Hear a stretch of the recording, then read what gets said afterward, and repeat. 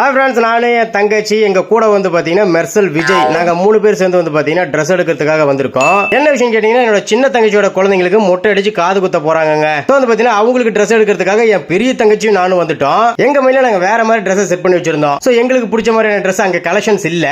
So அதனால வந்து பாத்தீங்கன்னா ஏசி காத்து மட்டும் வாங்கிட்டு இருந்தாங்க. ட்ரெஸ் வாங்குறேன்னு சொல்லிட்டு ஏசி காத்து மட்டும் வாங்குறது தப்பு. அது எனக்கு அவமானம். அதான் நாங்க பேசாத நீ. சரி, ஓகே, ட்ரெஸ் தான் வாங்கலங்க. பட் வந்து ருத்திகா ஸ்கூலுக்கு சேர்த்துட்டோம்ல. சோ ருத்திகாவுக்கு இட்லி சுட்டு கொடுக்கணும். அது மினி இட்லி சுட்டு கொடுத்தா பாப்பா விரும்பி சாப்பிடுவாங்க.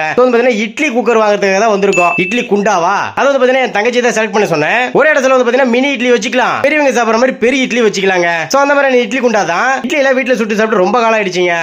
இனி நம்ம வீட்டுல இட்லி தான். இந்த மினி இட்லில வந்து பாத்தீங்கன்னா உங்க வீட்டு குழந்தைங்களுக்கு ரொம்பவே பிடிக்குங்க. அதை வந்து பாத்தீங்கன்னா ஆசையா சாப்பிட்டுருவாங்க.